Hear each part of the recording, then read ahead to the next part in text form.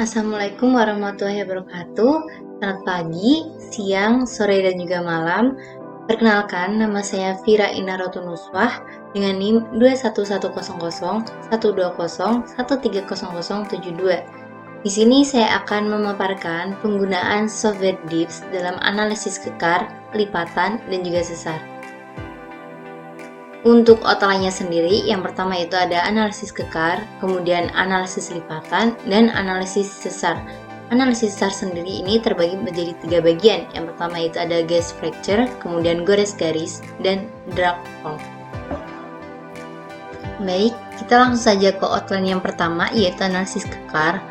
Di sini saya sudah membuka worksheet-nya, kemudian kita langsung saja ke project setting. Kita rubah global orientation formatnya menjadi structural deep. Kemudian setelah ini kita masukkan data-data kekar yang telah ada.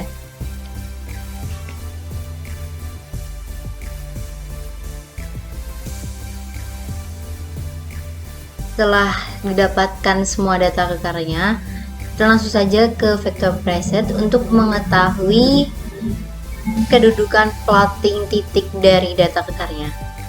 Kemudian kita ke contour preset untuk melihat kontur yang terbentuk dari data kekar yang ada. Kemudian kita akan menentukan titik maksimumnya, menandai titik maksimumnya dengan cara add user plan. Kemudian kita letakkan pada daerah titik puncak kontur, yaitu yang berwarna merah. Kita beri nama M1 atau max 1. Kemudian karena ini berupa titik, jadi untuk visibility-nya kita checklist pada bagian pol dan juga label saja. Kemudian kita lakukan juga untuk titik puncak kontur kedua, caranya masih sama. Kita beri nama M2. Selanjutnya, setelah didapatkan M1 dan M2 ini, kita akan mencari pol dari keduanya. Caranya add user plan terlebih dahulu, kemudian tempatkan pada daerah M1. Kita beri nama pol M1. Dan untuk visibility-nya, kita checklist pada bagian label dan plan, karena ini berupa bidang. Kemudian untuk yang M2 kita juga lakukan hal yang sama. Kita beri nama pol M2.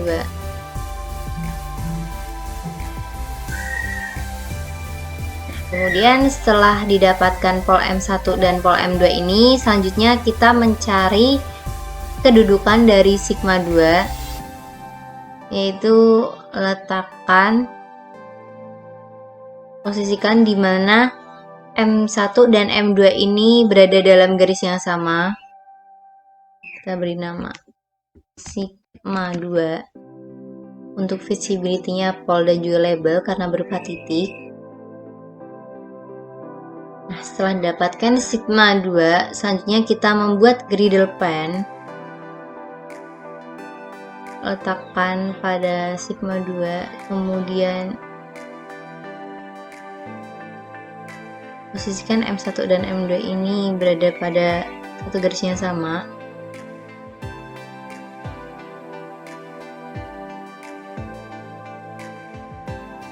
Usahakan sepresisi mungkin.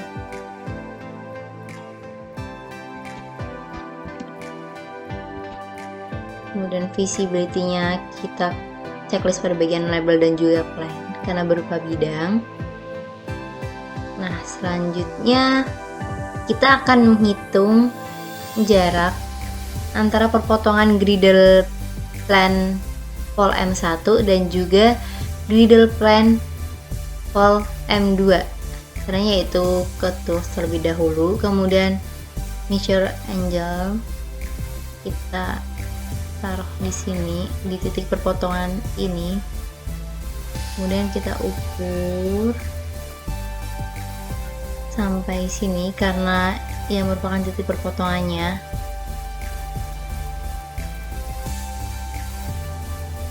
Nah, didapatkan bahwa besarannya yaitu 130 derajat dan jarak antara M1 dan M2 yaitu 50 derajat.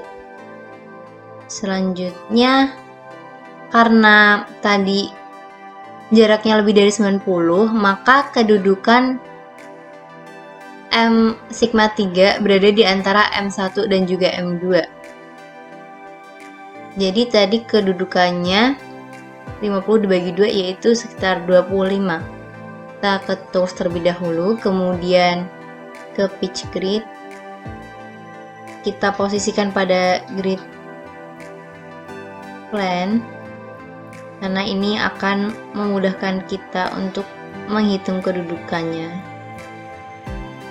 Selanjutnya kita hitung sebesar 25.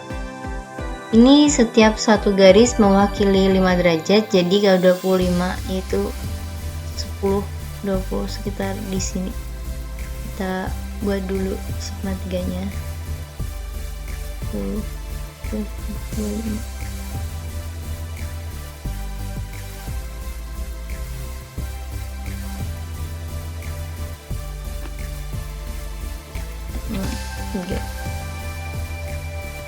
Kita checklist pol dan juga labelnya karena ini titik ya. Selanjutnya sekarang kita akan mencari kedudukan dari sigma 1. Sigma 1 berjarak 90 derajat dari sigma 3. Untuk mempermudahkannya, caranya kita letakkan saja plan ini sehingga sigma 3 dan sigma 2 berada dalam satu posisi yang sama, dalam satu garis yang sama.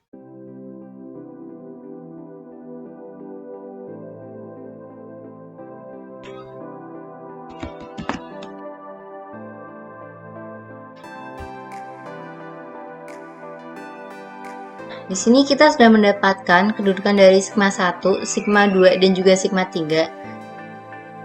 Selanjutnya kita hapus terlebih dulu pitch grid-nya, yaitu dengan delete all tools.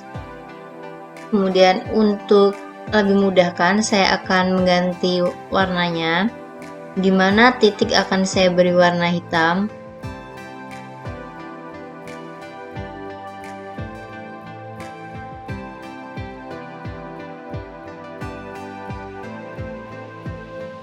Dan untuk bidangnya akan saya beri warna merah, bidang polnya.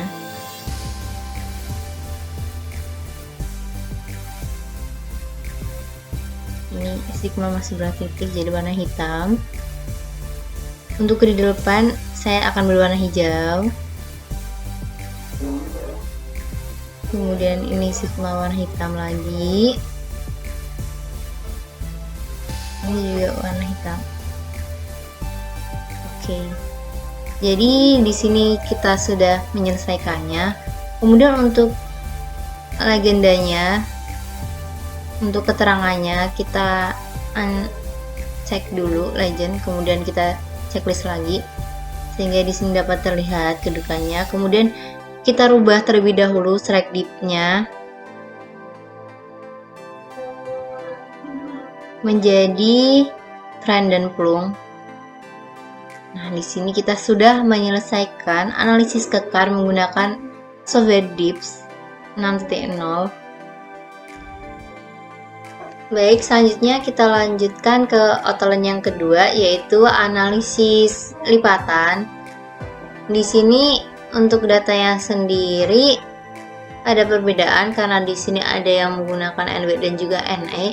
Jadi kita harus menseragamkannya terlebih dahulu, dimana kita harus melakukan back azimuth pada strike yang NW dan nanti akan didapatkan hasil seperti ini. Kemudian ini langsung saja kita copy, kita masukkan di lembar pengerjaannya. Sebelumnya ini sudah saya rubah global orientation formatnya menjadi strike right dan dip. Selanjutnya kita buat vector presetnya untuk mengetahui penguploadan dari titik-titik datanya. Kemudian kita buat konturnya. Nah, selanjutnya kita cari titik maksimum dari kedua kontur. Yang pertama kita lakukan yaitu M1 terlebih dahulu. Visibility-nya kita checklist yang pole dan label saja, yang ID dan plan kita hilangkan karena ini berupa titik. Kemudian selanjutnya kita lakukan hal yang sama dengan kontur yang kedua. Kita beri nama M2. Selanjutnya untuk mengetahui kedudukan dari sigma 2, kita posisikan M1 dan M2 ini pada satu garis bidang yang sama. Kita melakukannya harus sepresisi mungkin agar hasil yang didapatkan juga sesuai.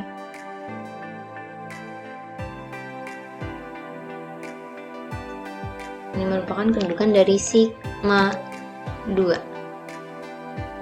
Oke. Nah, untuk menentukan kedudukan dari sigma 1 dan sigma 3, kita harus mengetahui terlebih dahulu jarak dari M1 dan M2.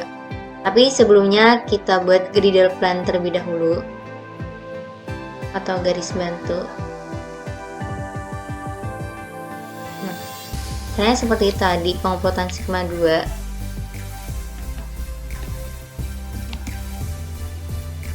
Namun di visibility-nya kita checklist bagian label dan juga plan saja. Kita sudah mendapatkan griddle plan. Selanjutnya untuk menghitung jaraknya berbeda dengan analisis kekar, di mana analisis kekar tadi merupakan perpotongan dari griddle plan dan juga pole. Namun di analisis lipatan ini kita tidak membuat pole, jadi kita langsung saja hitung dari titik puncaknya. Kita hitung dari titik puncak kontur.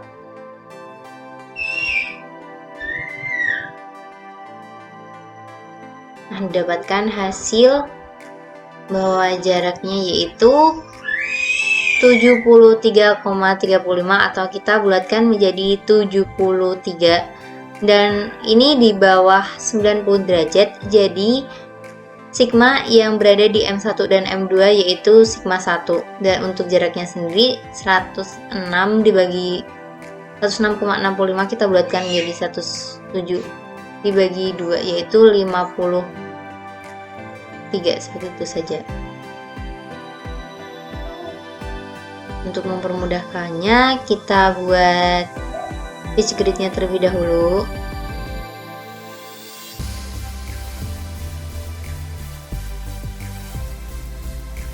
Tadi jaraknya 53, kita perbesar berarti sekitar 10, 20, 30, 40, 50. Besar di sininya. Nah, ini merupakan kedudukan dari sigma 1-nya. Visibility-nya jangan lupa diganti dengan pole dan juga label karena ini berupa titik. Nah, kemudian sekarang kita akan mencari kedudukan dari sigma 3. Sigma 3 yaitu jaraknya 90 derajat dari sigma 1. Dan untuk memudahkannya kita buat saja plan atau garis yang dimana sigma 1 dan sigma 2 ini berada pada satu garis yang sama. Jadi kedudukan dari sigma 3 nya yaitu berada di bawah sini.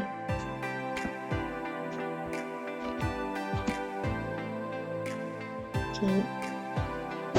Nah, kita nyala dulu autos-nya. Kemudian untuk memudahkannya kita juga ganti saja warnanya. Untuk titik lebih baik menggunakan warna hitam. Ini terserah, cuman lebih memudahkan saja. Warna hitam. Untuk ini juga masuk warna hitam. Kemudian untuk griddle pan masukkan hijau saja. Kemudian ini juga kita ganti warna hitam.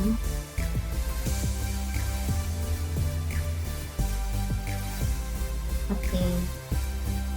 Nah, di sini kita sudah mendapatkan posisi dari sigma 1, sigma 2 dan sigma 3 lipatan.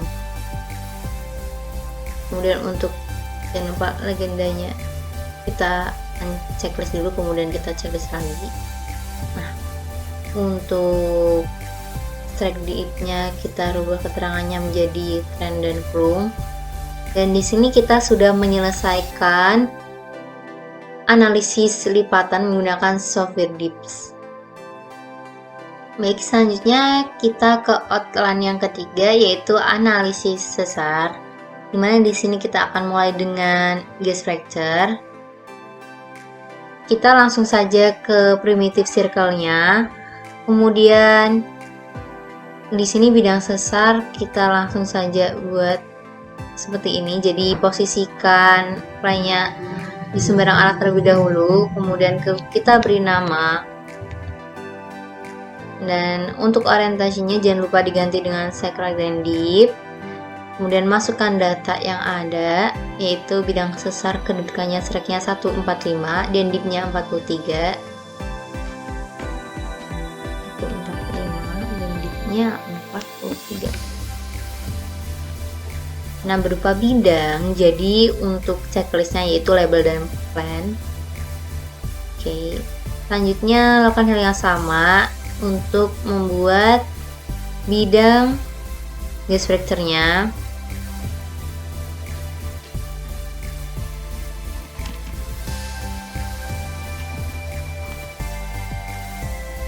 Untuk datanya 3541.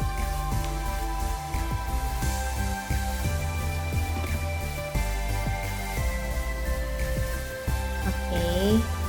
Selanjutnya yang sudah kita ketahui bahwa kedudukan dari sigma 2 yaitu berada pada perpotongan dari bidang sesar dan juga gas fracture. Kedudukannya yaitu berada di sini. Kita harus dulu. Nah, ini merupakan kedudukan dari sigma 2. Visibility-nya ganti dengan pole label. Oke. Selanjutnya kita buat griddle plan atau bidang bantunya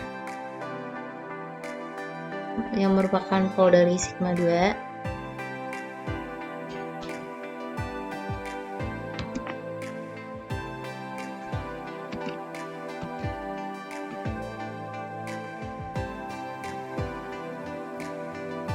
Oke.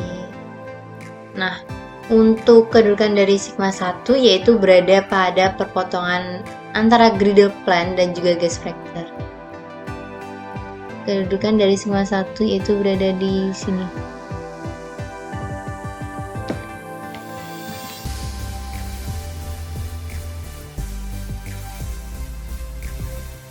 Jangan lupa ganti visibility-nya dengan pole dan juga label. Oke. Nah, kemudian untuk menentukan sigma 3 dihitung 90 derajat dari sigma 1. Kita buat di sini pitch grid untuk memudahkan kita dalam menghitungnya. Kita posisikan di griddle plan. Namun untuk memudahkan dalam pencariannya, kita buat kita posisikan di mana sigma 1 dan sigma 2 ini berada pada satu garis yang sama. Jadi di sini posisi dari sigma 3. Bentar, kita posisikan terlebih dahulu.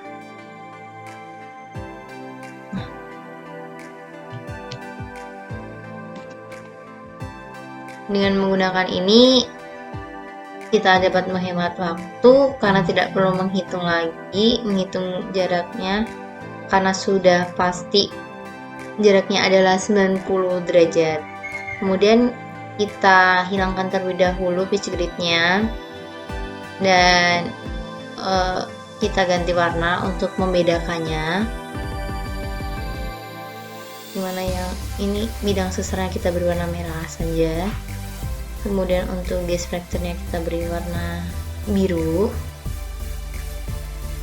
untuk titiknya kita beri warna hitam. Ini juga dilakukan tetap hijau saja, kemudian ini sigma karena berupa titik kita berwarna hitam biar seragam, kemudian ini juga kita berwarna hitam. Oke.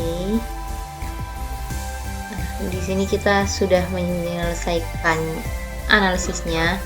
Jangan lupa untuk legendanya atau keterangannya,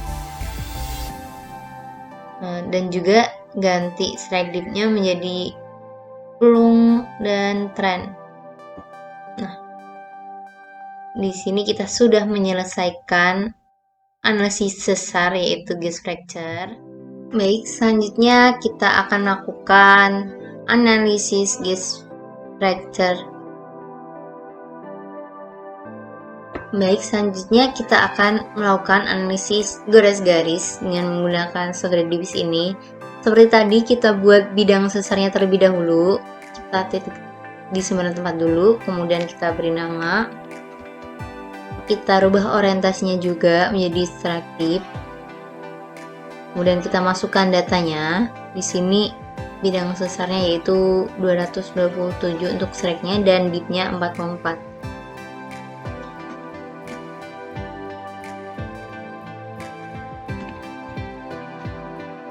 Visibility-nya yang di checklist cuma label dan plan karena ini berupa bidang. Nah, selanjutnya kita buat garis-garisnya dengan cara klik tools kemudian pitch grid. Nah, maksud saya trend line. Nah, kemudian kita klik di sembarang tempat terlebih dahulu. Kita masukkan datanya yaitu garis-garis berkedudukan di N246E 246. Oke. Nah, kemudian kita buat griddle plan dengan cara seperti ini. Di titik perpotongan ini kita tarik 90 derajat.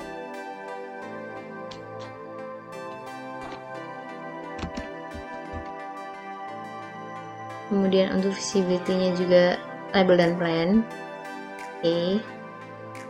Nah, kemudian titik perpotongan antara bidang sesar dan juga griddle plan merupakan posisi dari sigma 2. Kita buat terlebih dahulu posisi kedudukan dari sigma 2.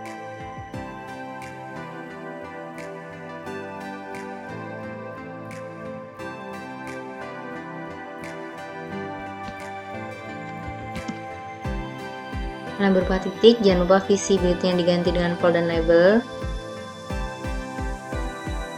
Kemudian kita buat garis bantu lagi untuk menentukan kedudukan dari sigma 1 dan juga sigma 3 nya.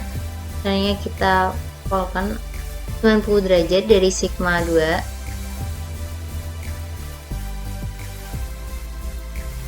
Kita tidak perlu memberi nama karena sudah ada griddle plan, jadi biar sering saja.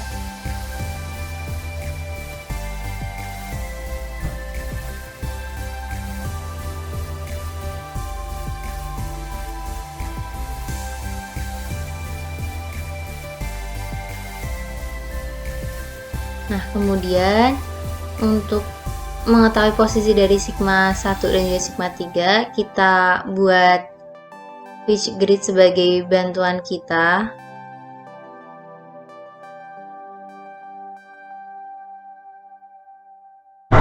Nah, sigma 1 berkedudukan 30 derajat dari perpotongan antara garis-garis dan juga bidang sesar.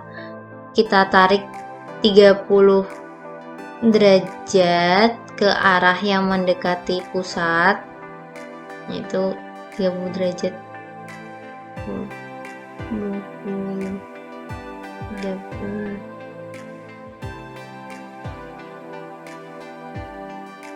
Jadi sekitar di sini.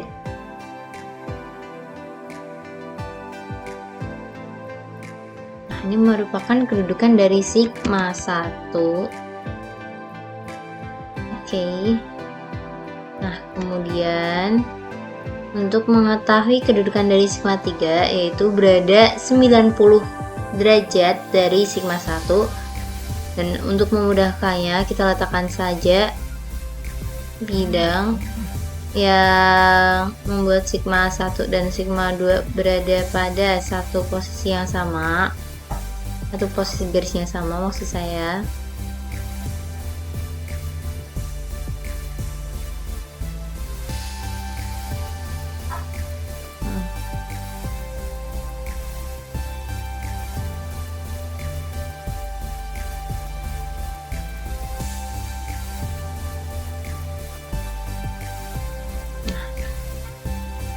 Sigma 3. Oke. Nah, kemudian kita hapus saja pitch grid-nya dan dot autos. Nah, di sini garis-garisnya akan ikut terhapus, namun kita harus membuatnya lagi. Itu tadi caranya.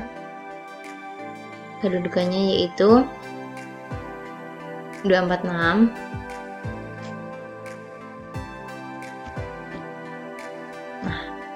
Kemudian kita bedakan warnanya terlebih dahulu biar memudahkan juga.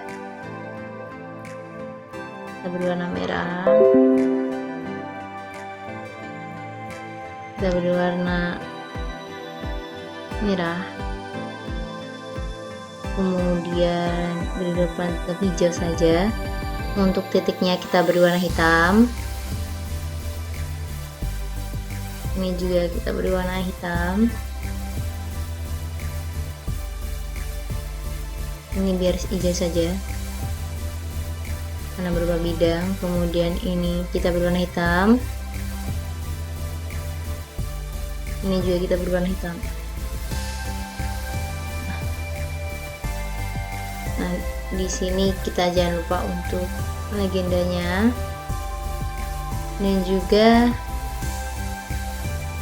ganti track editnya menjadi trend dan flow. Baik, di sini kita sudah menyelesaikan analisis sesar garis-garis dan menggunakan software Tips 6.0. Baik, selanjutnya kita akan melakukan pembuatan drag vote. Yang di sini saya sudah membuat worksheet, membuka worksheet terlebih dahulu. Kemudian saya juga sudah merubah global orientation formatnya. Kemudian kita langsung saja ke contour atau primitive circle-nya, kemudian langsung buat bidang sesarnya dengan klik sembarang dulu, kemudian masukkan nama dan datanya. Di sini bidang vote berada pada strike 235 dan tipnya 43.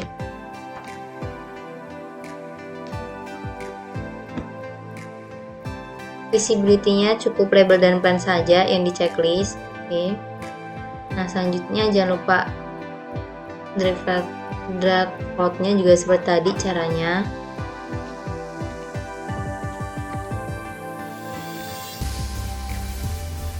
Datanya yaitu 10856.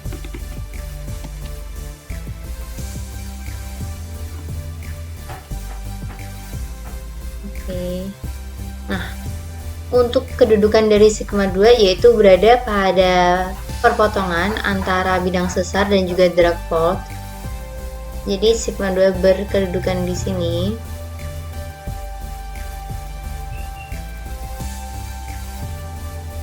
Ini merupakan sigma 2. Untuk visibility-nya jangan lupa checklist fold dan label. Oke. Selanjutnya kita buat griddle plan. itu dengan cara pol dari sigma 2 jauh 90 derajat. Nah,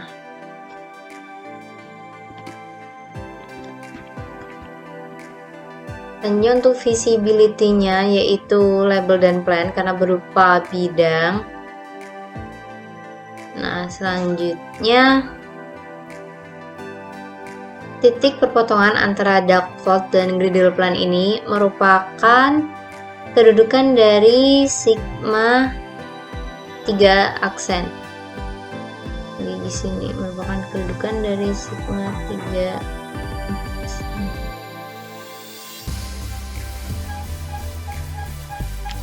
Sigma 3 aksen. Berupa titik jadi hanya pol dan label. Nah, kemudian untuk memudahkan perhitungan, kita buat pitch grid-nya pada daerah garis griddle plan. Nah, kemudian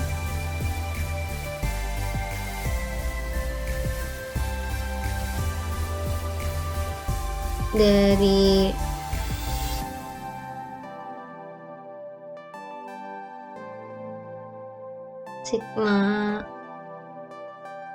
sigma 3 aksen ini 90 derajatnya merupakan kedudukan dari sigma 1 aksen.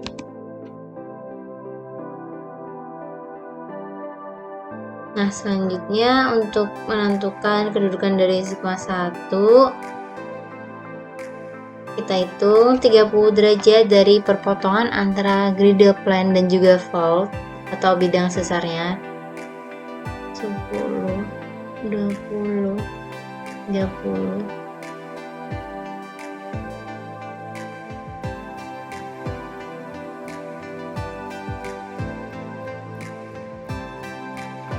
Sigma 1.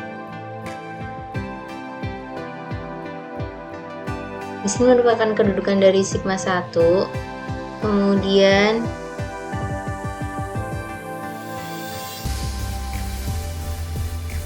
Kemudian untuk menentukan kedudukan dari sigma 3, kita tarik 90 derajat dari sigma 1.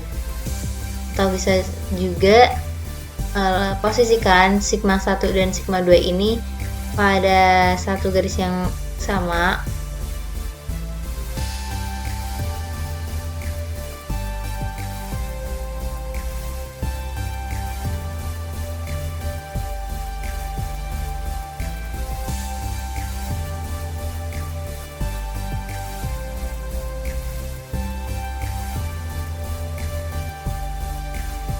Jadi di sini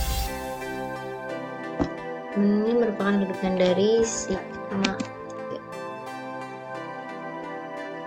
Nah, jadi seperti ini hasilnya. Dan jangan lupa pitch grid-nya dihapus. Kemudian kita rubah warnanya dulu. Untuk bidang sesarnya kita beri warna merah. Kemudian dark fault-nya kita berwarna biru.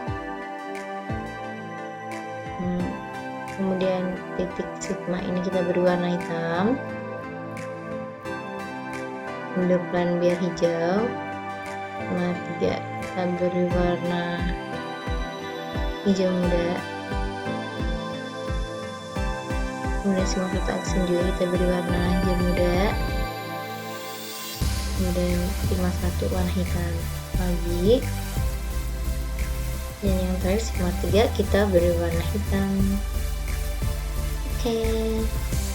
Nah, seperti ini hasil dari analisis dark fault menggunakan software DIPS 6.0. Kemudian jangan lupa juga untuk legendanya, keterangannya, serta track DIP-nya kita ganti dengan trend plug. Selesai untuk pembuatannya.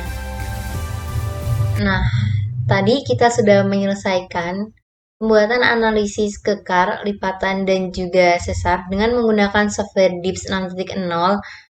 Eh, Apabila dalam proses pembuatannya banyak kesalahan, saya mohon maaf yang sebesar-besarnya, karena sejatinya manusia adalah makhluk yang penuh salah dan dosa.